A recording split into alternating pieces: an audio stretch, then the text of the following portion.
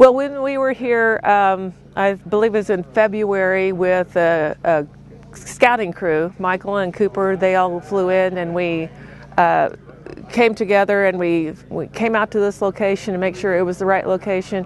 We ended up with dinner over there at Cafe B-29. I'd heard it was a World War II themed restaurant, so we thought naturally we should go there. When we arrived, Chaz, who's the owner, came over, and she was so thrilled that we were there, and we told her what we were doing.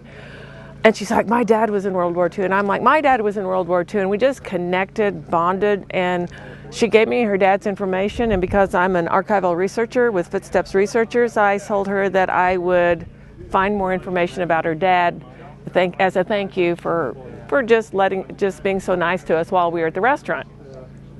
Fast forward, the other day, out of the blue, she wanted to know if she could host the cast and crew, and we're like, that's 40 people. And I'm like, I don't know if we have that in the budget. She says, no, for free. I'm paying. I'm like, what? She said, yeah. I said, okay, what do you want to serve them? She said, anything they want. And I'm like, holy cow, this is the type of people that you find in Missouri when you're trying to shoot a film. Everybody's bending over backwards to help us. She didn't have to do that. Invited us all over. It was packed. It was fun. We had a World War II veteran there last night, came to see us, and it was just fabulous. So shout out to Cafe B-29. I'm telling you, you got to go there. It's a great place to be. We ended up, the film crew, some of them came in for dinner, and we got to talking to them. One of my waitresses said, hey, they're filming a World War II movie out in Sparta.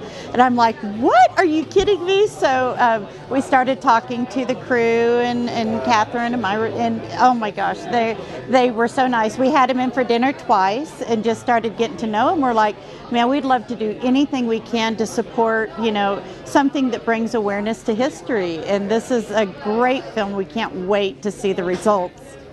Got talking and thinking about our grandparents. My grandfather was in Korea. Mine was in Army. Mine was in World War II in the Army. So we best people we ever knew, and we got to thinking, there's a lot of men and women in the military that don't get recognized. What if we made a place that had good food and good service where people could bring out a picture of their loved one and bring friends and say, hey man, here's our son, or here's our grandpa, we're so proud of him, and let other people see the pride. And I think that's what it's been about. And we wanted like a 1940s diner. We wanted to cook mostly from scratch. We wanted to have, the charm of World War II as far as the hardworking men and women, the Rosie the Riveters, the veterans, the soldiers, everything that made America great in the 1940s.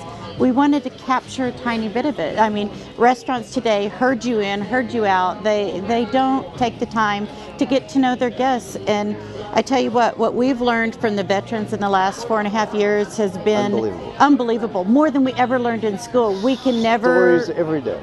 Yeah, we can never replay or give our veterans enough thanks for what they've taught us in the last 4.5 years. It's been amazing. And give us the opportunity to have a place like this, the land of the free. It's real, and it's happening because of these men and women.